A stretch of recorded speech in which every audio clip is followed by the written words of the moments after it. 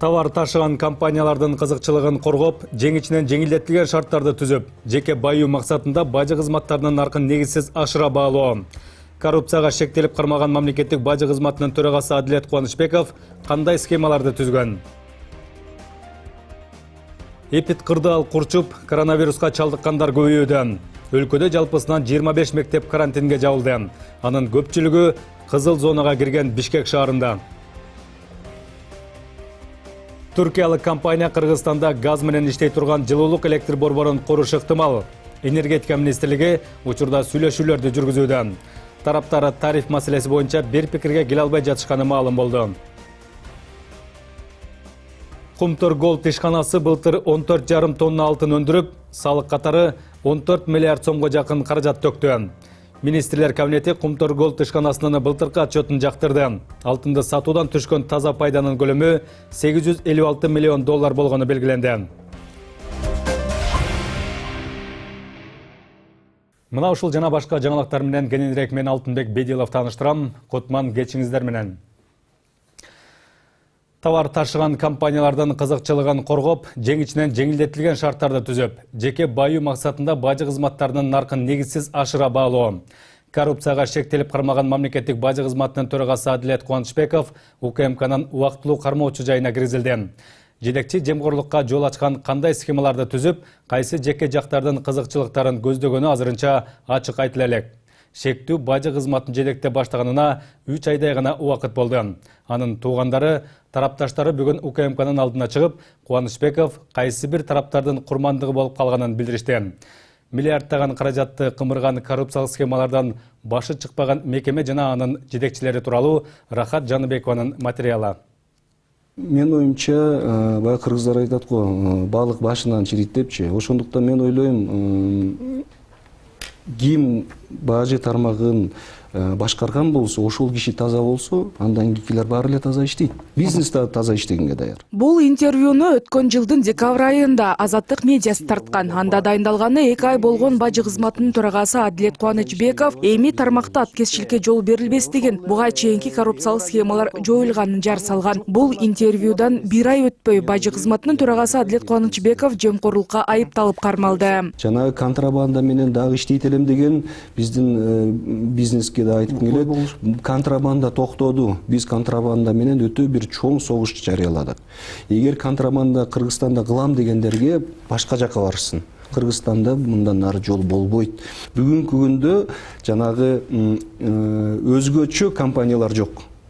Аларга бир жакшы тарифтерди берип, аларга бир мүмкүнчүлүк берген, буга мен кепилдик бере алам. Улуттук коопсуздук мамлекеттик комитети бажы кызматынын жетекчиси Адилет Кубанычбеков коррупцияга шектелип жатканын кабарлады. Атайын кызмат таркаткан маалыматта бажыны башкаргандар товарларды импорттогон жеке компаниялардын кызыкчылыктарын колдоп, аларга жеңилдетилген шарттарды түзгөн аныкталган. Ошондой эле бажылык тариздөө мыйзамы одоно бузулуп, параны системалуу алып туруу үчүн жашыруун схемалар колдонулганы белгилүү болгон.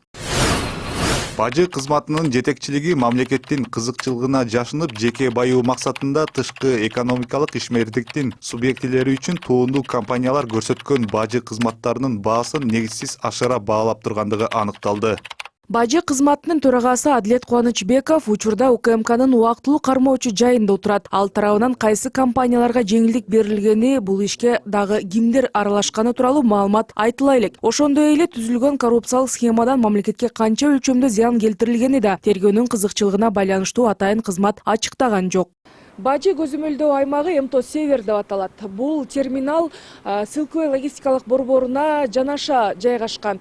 Силквей логистикалык борбору буга чейин коррупция беренесине шектелип кармалган бажы кызматынын төрагасы Адилет Кубанычбековго тиешелүү экени айтылып келет. Бул жерди Силквей Security күзөт агенттигинин кызматкерлери кайтарат экен. Алар жетекчиликтен эч ким жок экенин билдиришти. Силквей логистикалык борборунга машина кыласыздарбы? Агентствода охрана. Ал немелер келсин, чоңго өздөрү келсин, келбесин тестер. Үчүнчү өлкөлөрдөн келген товарлар бул түндүк терминал аркылуу таризделе башталганына көп деле болгон эмес. Өткөн жылдын октябрь айынан тарта ушул жака келе баштадык дешет оор жүк ташыган унаалардын айдоочулары. Белгилей кетсек, дал ушул айдын 26-сында Адилет Кубанычбеков бажы кызматынын төрагасы болуп дайындалган. Бизге тиги жерден Торгарттан растаможка эме документтер жасалып аткандар ошол жерден назначение берилет бизге. 3 күн убакытка чейин жеткирип беришибиз керек. Бишкекке чейин. Көрсөтүлгөн жергечи. Аяктан бизге мурда кант деп жазчу, андан кийин эле ошо Бишкектин кире беришинде Сылкыйга барасыңар деди.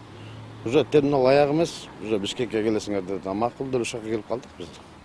Октябрдан бери. Күздөн бери.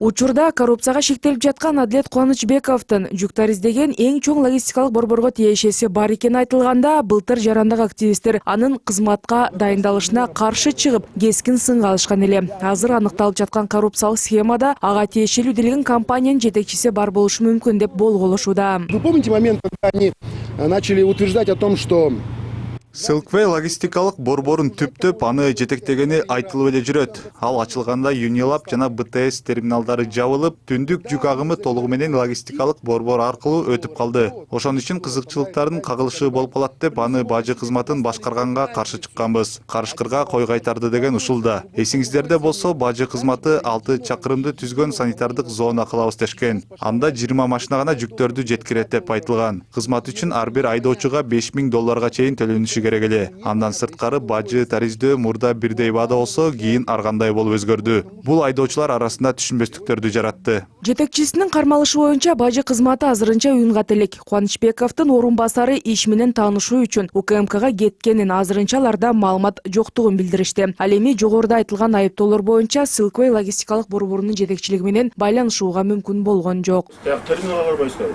Терминалга турушабы? Бул жакта. Администрация жакта турат да, Кытайлар. Кытайларда жатат. Жана Кытайлар бар. Мен котормочумун да. Адлет Кубанычбековдун кармалышына наразы болгон жакындары бүгүн УКМКнын алдына митинг өткөрүп, башкы бажычынын ишин калыс тергөөнү суранышты. Жөн эле таза адамды коррупционер деп туруп күйгүзүп атат да. Элге пайдасы тие турган жакшы инсанды азыр жашта сындырып коюшпасын. Ушундай системаны 30 жылдан бери чириген системаны оңдош дагы оңой эмес. 30 жылдык коррупциялык махинацияны сындырышка 2 ай жетпейт. 6 ай 1 жыл. Киши келе элек. Бажы кызматынын жетекчилиги жемкорлукка шектелип жаткан учур буга чейин деле болуп келген. 4 жыл мурда бажы кызматынын мурдагы жетекчиси Адамкул Жунусов тармакта туруктуу коррупциялык схема түзүп, өлкөгө ири өлчөмдө зыян келтирген деп айыпталып издөө жарыяланган. Ал Азербайжанда кармалып, Кыргызстанга экстрадицияланган. Ал зыяндын ордун толтургандан кийин эркиндикке кое берилгени кабарланган. Адамкул Жунусовдун ишинин алкагында борбордук бажынын башчысы Нурбек Айбашев дагы кармалып, ал келтирилген зыян 166 миллион сом деп эсептелген. Ал үй камагына чыгарылган. Иш эмне болуп аяктаганы белгисиз. Андан кийин бажы кызматынын төрагасынын мурдагы орун басары Райымбек Матраимов кармалып, ал дагы 2 миллиард сом төгүп берген соң бошотулган. Матраимовдун ишинин алкагында Түштүк Батыш бажычысынын мурдагы башчысы Нурлан Ражабалиев дагы кармалып, ал тергөө менен кызматташууга барып, бажыдагы коррупциялык схемаларды ашкерлеп, казынага 12 миллион сом төлөп берген. Былтыр январда сот аны күнөөлүү деп таап 260 миң сом айыпка жыккан. Ражабалиевдин соттуулугу дароо жоюлуп, ал өткөн парламенттик шайлоого Баткен округу боюнча катышып, учурда ал жогорку кеңештин депутаты. Рахат Жаныбекова, Адлет Жокоев, НТС. Бир топ убакыттан бери дайыны билинбей жатканы Казакстандын туңгуч президенти Нурсултан Назарбаев бүгүн үн катты. Ал бүгүн видео кайрылуу жасап, анда Казакстандын борборунда эс алып жатканын жана эч жака кетпегенин айткан. Ошондой эле саясий элита арасында кандайдыр бир келишпестиктер болууда деген кабарларды четке кагып, аларды негизсиз деп атаган. Буга кошумча бардык жогорку ыйгарым укуктар президент Касым-Жомарт Токаевдин колунда экенин жана ал жакында Нур Отан партиясынын төрагасы болуп шайланарын да белгилеп өткөн. В 2019 году передал полномочия президента Касым-Жомарту Токаеву. И с тех пор являюсь пенсионером. И в настоящее время нахожусь на заслуженном отдыхе в столице Казахстана и никуда не уезжал. Кыргызстан-Казакстан чек арасындагы бардык өткөрмө бекеттери кадимки тартипте иштеп жатат. Бул тууралуу Улуттук коопсуздук боюнча мамлекеттик комитетинин чек ара кызматы билдиришти. Ага ылайык Ак жол, Чалдыбар, Чоңгапка, Кең Булуң жана Токмок чек ара бекеттери кече 17:00 баштап жарандарды жана автоунааларды эки тарапка тең чектөөсүз өткөрө баштады.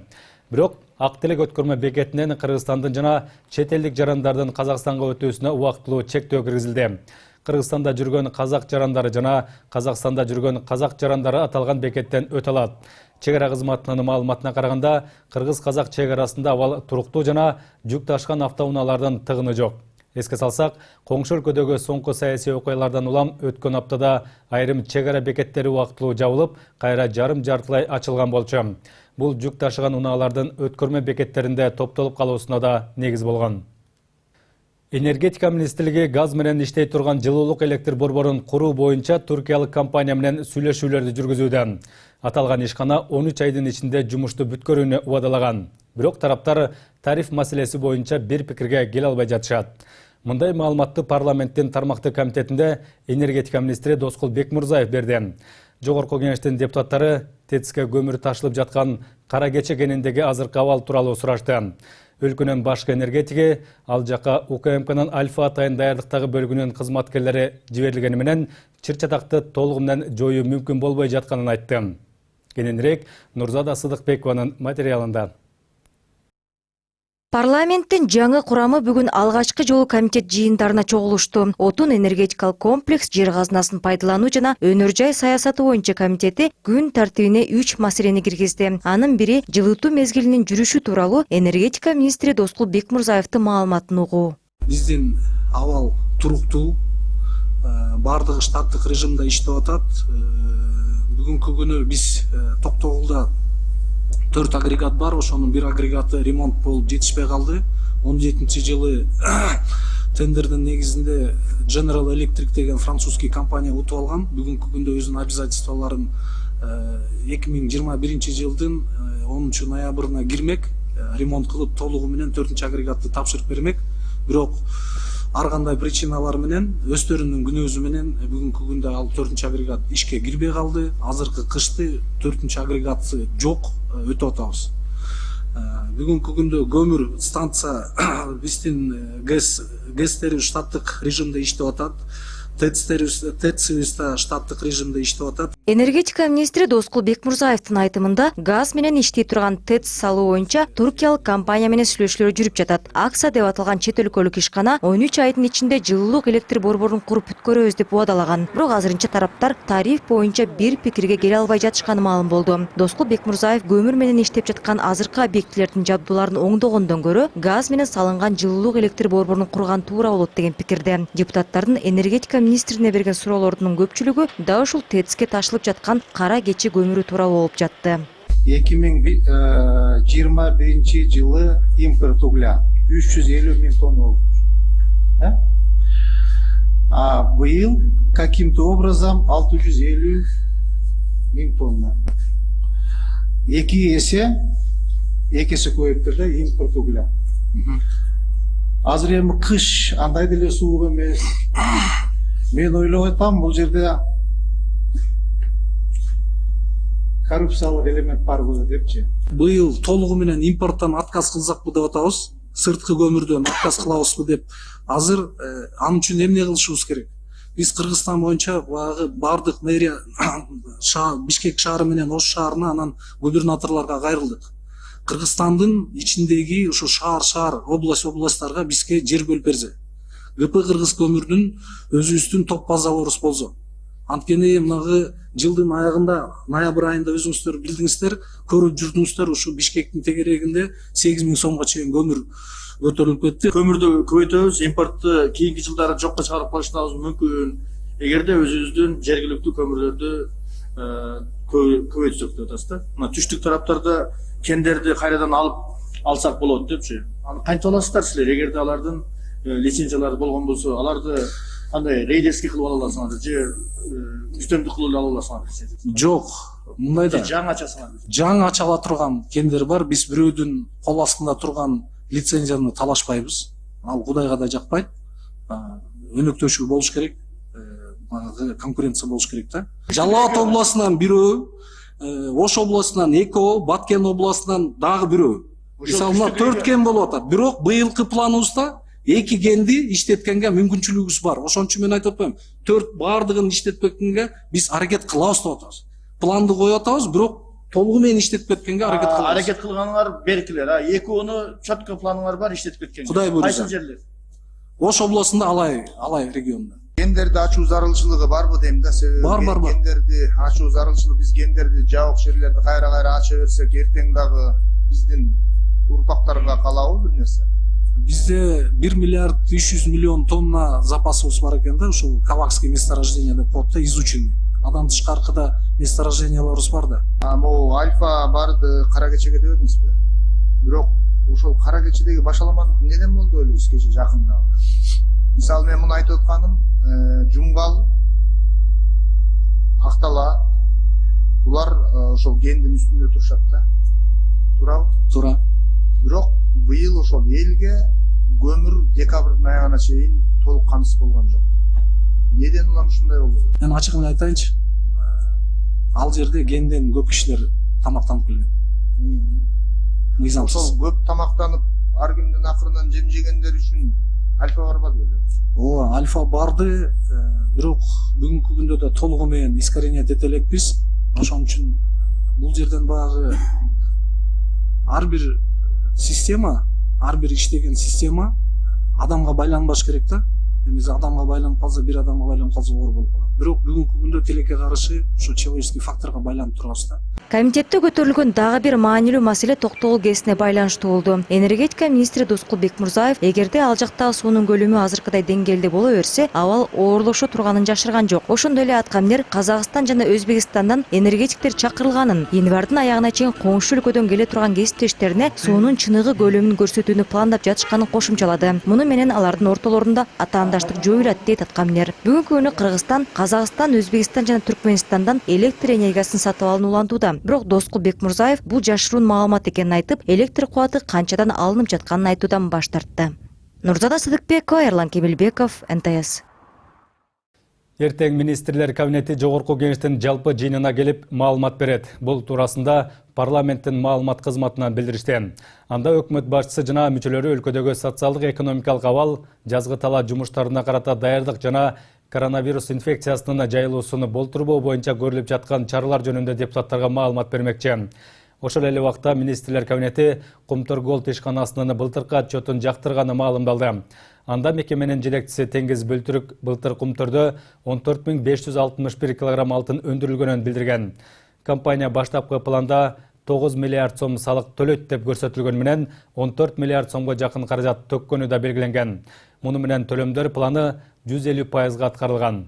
Алтынды сатуудан түшкөн таза пайданын көлөмү 856 миллион доллар болсо, анын 621 миллиону компанияга тышкы башкаруу киргенден кийин аткарылган. Министрлер кабинети Кумтөр алтын кенинин былтыркы ишин жакшы деп баалашкан.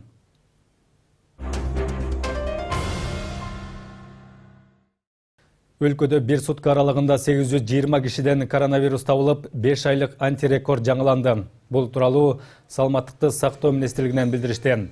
Жуктургандардын эң көп учуру Бишкек шаар менен Чүй областында. Азыркы тапта ооруканаларда 967, ал эми амбулатордук шартта 4770 бейтап дарыланып жатканы айтылды. Стационарда жаткандардын ичинен 358 бейтаптын абалы оор, ал эми 49 кишиники өтө оор деп бааланды. Тилекке каршы бир суткада илдет 3 адамдын өмүрүн алган. Илдет илештирген бейтаптарды Бишкекте 4 оорукана кабыл алууда. Алар Республикалык жугуштуу илдеттер ооруканасы, Улуттук хирургия борбору, номер 2 клиникалык төрөтүү үй жана номер 2 көп тармактуу клиникалык ооруканасы. Өлкөдө эпид кырды алдын курчушуна байланыштуу жалпысынан 25 мектеп карантинге жабылды. Бул тууралуу Билим берүү жана Илим министрлигинен кабарлашты. Учурда кызыл зонага киргени Бишкек шаарында эле 13 мектеп онлайн окутууга өттү. Ошондой эле бир нече муниципалдык жана менчик мектептердеги бир нече класстар таратылды. Ал окуучулар 2 жума бою аралыктан билим алышат. Калган мектептердеги окутуулар кадимки тартипте улантылууда. Эгерде коронавирусту жуктуруп алган учурлар катталса гана алгоритмдин негизинде онлайн окутууга жиберилет же вирус чыккан класстар гана жабылат. Ал арада айрым ата-энелер балдарды толугу менен 2 аптага карантинге жиберүү керектигин айтышууда. Эпид кырды ал боюнча абалды Дүйшөн Шаршенбеков сураштырып келди.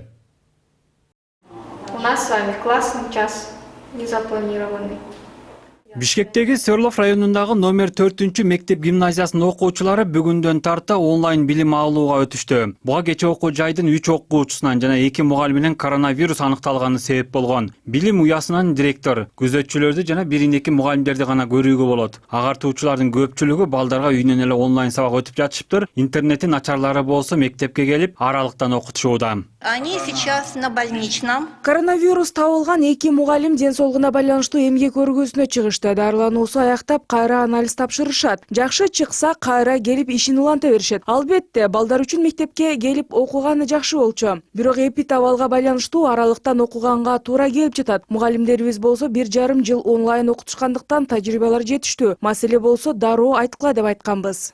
Аталган окуу жайдан тышкары Ордо калада дагы 12 мектептин окуучуларынан жана мугалимдеринен COVID-19 аныкталгандыктан онлайн окутууга өтүштү. Мындан тышкары номер 135 балабакча толугу менен, ал эми номер 144 мектепке чейинки билим берүү мекемесинин бир тайпасы карантинге жабылды. На сегодняшний день ситуация остается напряженная, но она стабильная. Учурда Бишкекте эпид кырдаал курчуп бара жатат, бирок абал туруктуу деп бааланууда. Буга чейин билим берүү менен саламаттыкты сактоо министрлиги менен биргелешип иштеп чыккан алгоритмге ылайык иш жүргүзүп жатабыз. Балабакчалар боюнча айтсак, буга чейин карантинге жабылган номер 145 балабакча кайра иштеп баштады. Тиешелүү алгоритмге ылайык мектептер менен балабакчалардагы класстарда 2 же андан ашык балдардан коронавирус аныкталса, ошол тайпа же класс толугу менен карантинге кетет. Ал эми бир катар класстардагы окуучулардан катар менен илдет аныкталса, анда мектепти 2 жумага жаап, ишти онлайн жүргүзүүгө туура келет. Омикрон берки штамдарга караганда, буга чейинки катталгандарга караганда 4,2 эсе бат көбөйөт, бат жугат адамга. Анан өзүнүн бат-бат бөлүкчөлөргө 32 жолу бат-бат бөлүнүп, анан тест жугуусу менен айырмаланып атат да.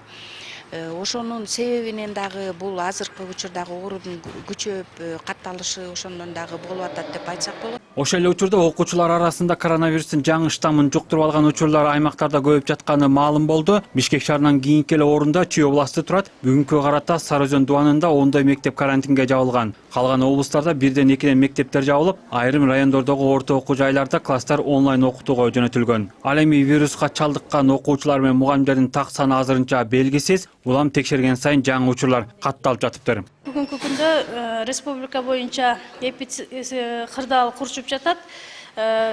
ОРВ грипп менен ооруган окуучуларыбыздын сандары балдарыбыздын жалпы алганда ар бир аймакта 1000-ден жогорку тегеректе грипп менен ооруп жатышат. Ошол эле учурда пневмония менен COVID-19 менен илдет менен аныкталган учурлар да катталып жатат. Билим берүү жана илим министрлиги эпид кырдаалга байланыштуу карантиндик чектөө киргизиле турган окуу жайлардын саны алда канча өсүшү мүмкүн экендигин эскертүүдө. Себеби коронавирустун омикрон штаммы окуучулар менен мугалимдер арасында арбын катталууда. Ал эми жогорку окуу жайлардын айрымдары дагы онлайн окутууга өтүшкөн. Дүйшөн Шаршенбеков, Акзат Түлеев, НТС. Кече саат кечки 8-дерден өтүп Бишкек Нарын Торгар Туна жолунун 147-чакырымында кафе эмес, кургак чөп күйүп кетти. Бул тууралуу өзгөчө кырдаалдар министрлигинен билдиришти. Алгачкы кабарда жол жээгиндеги тамактануучу жай өртөнүп жатканы тууралуу маалымат түшкөн болчу. Жерине мекеменин балыкчы шаардык бөлүмүнөн 5 куткаруучу тартылган, бирок өрт тоонун этегинде болгондугуна байланыштуу өрт өчүрүүчү унаа бара алган эмес. Андыктан өрттү өчүрүүгө Токой чарба ишканасынан кошумча дагы 10 кызматкер, темир жол ишканасынан 10 кызматкер тартылып, 3 саатка жетпей кол шаймандар менен өчүрүлгөн. Анда жалпысынан 2 гектар аянт кургак чөп күйгөн. Учурда өрттүн келип чыгуу себеби такталууда. Кечке маалы Жалал Абад областынын Чаткал районунда Красная Горка Акташ автожолунун 4-чакырымында көлөмү болжол менен 50 метр куб кар көчкү түшүп, жол бир тараптуу жабылган. Өзгөчө кырдаалдар министрлигинин маалыматына караганда, тазалоо иштерине бир бульдозер тартылып, жол толук тазаланган. Жабыркагандар жок. Тиешелүү министрлик 19 январга чейин күтүлүп жаткан жаан-чачынга байланыштуу Кыргызстандын тоолуу райондорунда Алабука Канышкая автожолунун чапчыма ашуусунда Красная Горка Акташ жолунун 1-4 чакырымдарында кар көчкү түшүүсү мүмкүн экенин эскертти. Ошондой эле жолдору тайгак болуп, муз тоңот. Машиналардын ортосундагы 500 метр аралык сакталышы керек. Үй бүлөдөгү жетишпестик, эркектердин укуктук билим деңгээлинин төмөндүгү аялдарга карата сексуалдык жана башка күч колдонууга алып келет. Мындай бүтүм Кыргызстандагы International Alert эл аралык уюмдун изилдөөсүндө көрсөтүлгөн. Бүгүн зордук зомбулукту алдын алуу боюнча Бишкекте атайын форум өтүп, анда бир катар көйгөйлөр талкууланды. Ага өлкөдөгү бардык тармактын өкүлдөрү чакыртылган. Форумдун катышуучулары өлкөдөгү аялдардын укуктарын кеңейтүү жана гендердик теңчиликти камсыз кылуу багытындагы тажрыйбалары менен бөлүштү. Ошондой эле үй бүлөлүк институтту бекемдөө боюнча ойлорун ортого салышты. 2021 жылы ошо МВДнын маалыматы боюнча 60%ка көбөйдү деп чыкканда. Бирок биз азыр көрүп атабыз, мисалы үчүн көптөгөн новости чыгып атат да, үй бүлөдө мындай зордук болду, тигиндей зордук болду депчи. Көп элдер дагы ошол жөнүндө сүйлөшүп атат. Анан кийин өзүбүзчө дагы көрүп атабыз, кошуна колуңдордо дагы болуп жатат, мисалы үчүн угуп калабыз ушундайларды. Андан кийин мындай карасак көп болуп жатат да, анткени азыр биз айтсак көптөгөн көйгөйлөр көп, өзү психологиялык көйгөйлөр көп, анан кийин экономикалык көйгөйлөр көп. Ошондон дагы бул деген зордук зомбулук үй бүлөдө да болуп жатат да. Мына ушундай жаңылыктар менен программабызды жыйынтыктайбыз. Кечиңиздер көңүлдүү улансын. Саламатта туруңуздар.